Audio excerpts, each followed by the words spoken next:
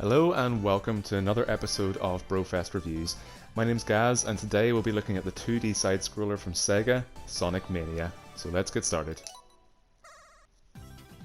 So one of the first things I want to touch on here is just how the game looks. It looks very similar to the old classic Sonic games from the Sega Mega Drive. So that's actually where I started playing Sonic games, was as a child back in the 90s whenever Sonic first came onto the original Sega Genesis or Sega Mega Drive. So I played through Sonic 1, Sonic 2, Sonic 3 and Sonic & Knuckles. And then, obviously, with technology progressing, Sonic eventually moved into the 3D era, which I never really got into at all. The 3D Sonic games really didn't do anything for me, and the same goes for a lot of fans as well. Like, a lot of fans were kind of crying out for something similar to the old school Sonic games, and Sonic Mania not only delivers that, but it actually exceeds that as well. And that's what we're going to be talking about with this review. So I've just completed Sonic Mania as of yesterday, so I have a fair bit to talk about here. I've been playing it for roughly about 6 weeks, and yeah, it has taken me pretty much that length of time to actually finish it. It's actually an incredibly challenging game, more so than you would expect from kind of a 2D side-scroller Sonic game. But first, let's talk about the presentation. You can see the colours specifically in these levels, they just kind of stand out. They're very bright. The game is not just kind of a remake or a reboot of an old Sonic game. It actually is a standalone game in terms of the animations, the sprites, the pixels have all been kind of touched up to make them look a lot smoother. And it just kind of, it's made for kind of a big screen, the kind of the modern screens of today. The animation really has, the work's gone into the animation of the game, I should say, and you can see just the movements of Sonic and Tails here, they're a lot smoother. And you actually, if you compare it side by side with one of the original Sonic games, you can see actually a very big difference in them. Although it's made to look exactly, well, very similar to the old games, it's definitely its own standalone thing in terms of just how it looks as well. And the same goes for the music as well. It's not just about the visual presentation of the game.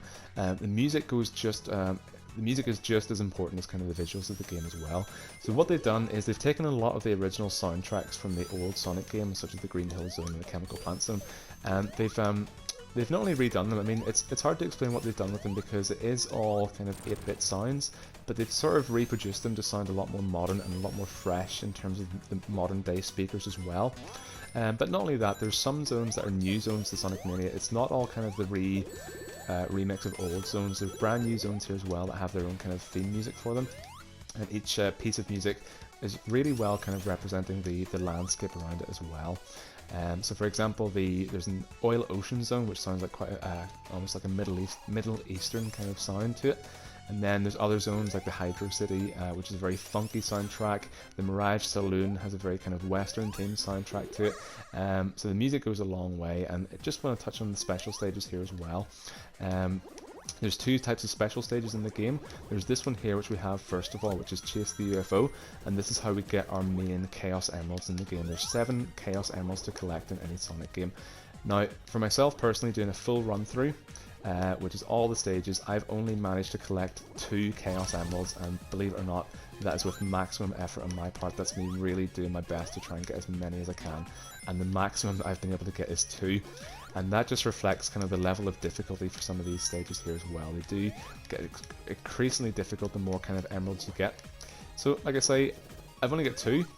I did mention that I completed the game in terms of getting through the stages. However, there's still a lot more content to do here. I still have to get all my emeralds. I still have to get some of the medals from the other special stage, which we'll talk about in just a second. But again, just to touch on this special stage here, this is kind of a 3D run through. The idea being you collect your blue spheres to increase your speed, and you collect your rings to increase how much time you have to collect or to catch the UFO. As I said, I've not had much luck, unfortunately, with that myself so far. And this is the other type of special stage here as well. It's very reminiscent of one from Sonic 3, where you collect your blue spheres and you have to collect your rings as well. If you collect all the blue spheres, you have a silver emerald, or sorry, a silver medal at the end. And as you collect more medals, you unlock more kind of extra features for the game.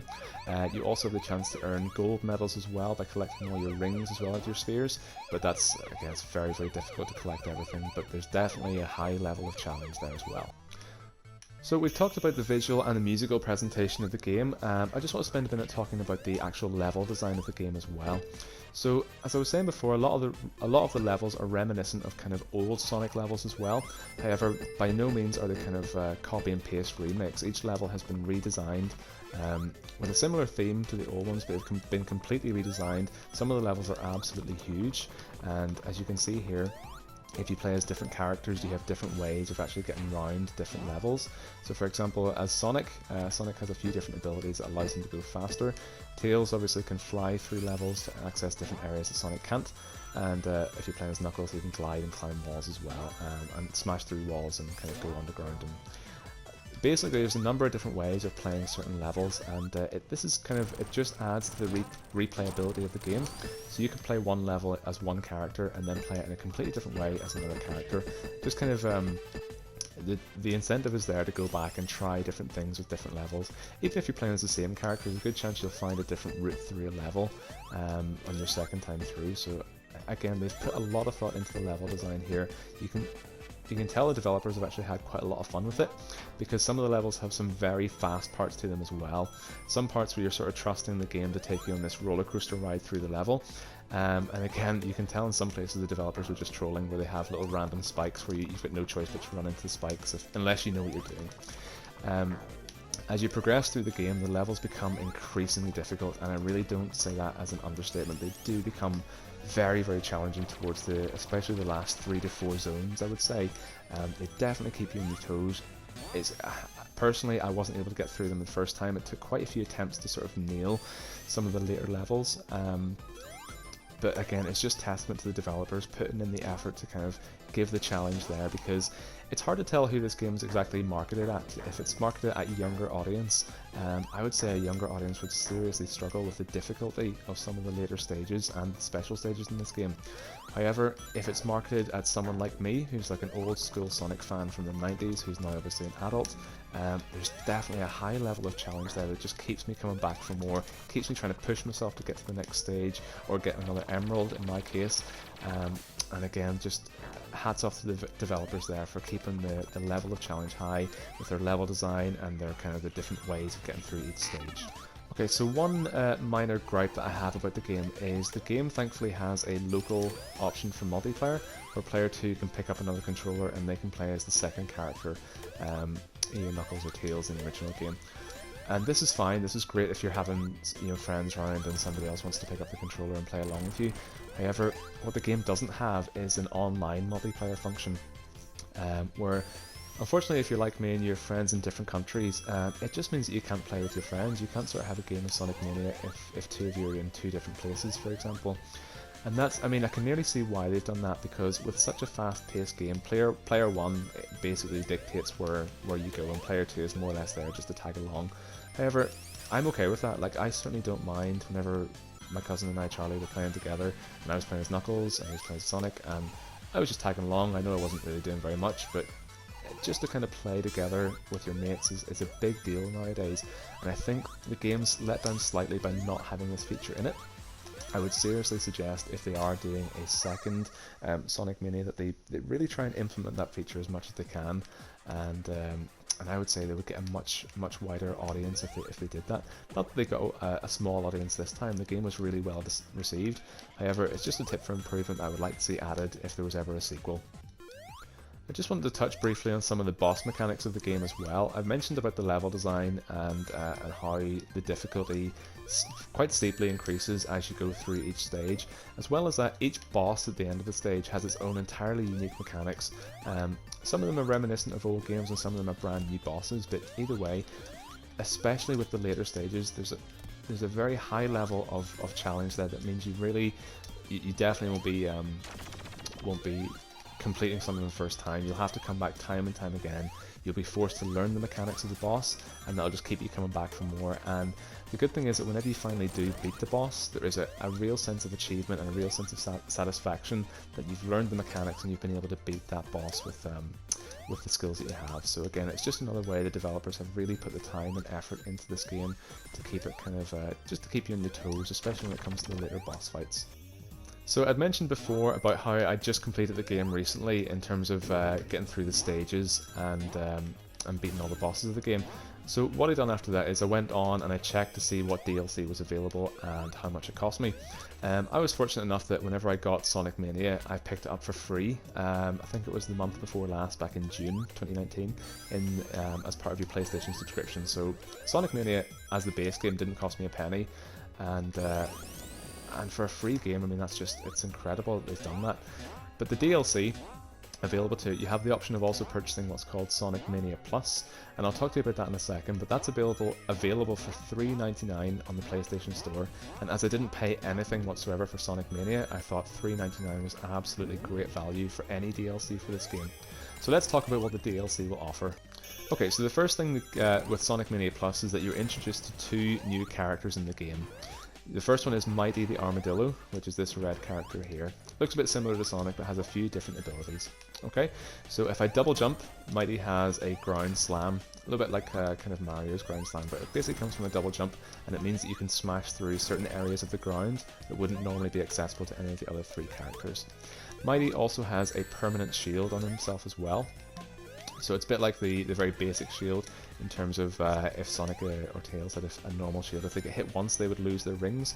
But Mighty has basically a permanent shield. If he gets hit once, like that, he doesn't lose any rings. If he gets hit again, he will die again. It's just kind of an extra thing that the character does that none of the other characters do. And the second new character is Ray the Flying Squirrel. So how Ray is different, he may sort of look kind of similar to Tails, but Ray can fly through the game in different ways than Tails can. If I jump and press left and right, you can see Ray has like a hover ability, but it means if you keep pressing left and right, he can actually stay in the air for quite a lot longer than Tails can.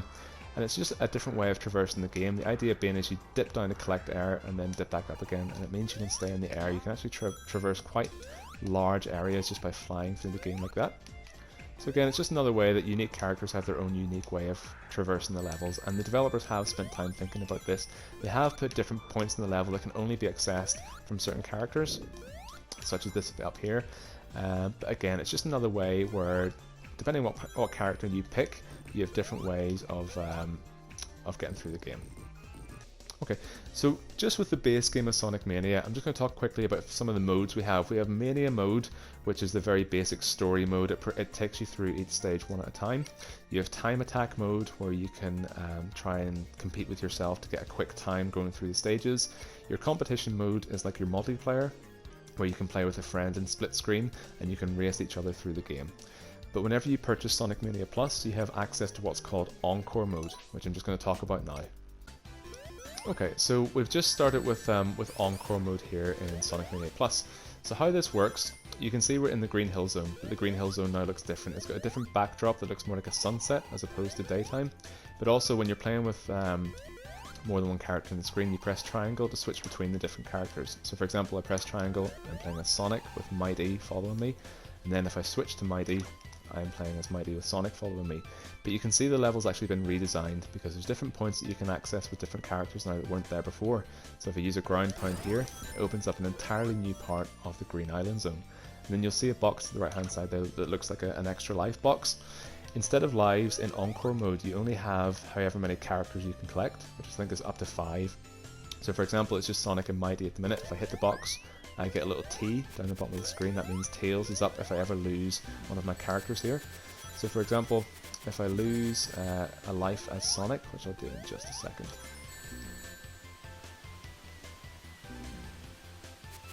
There we go. You see I'm now playing as Mighty with Tails following me. And this replaces the actual life system, so you can't ever have any more than 5 kind of characters or lives in this game.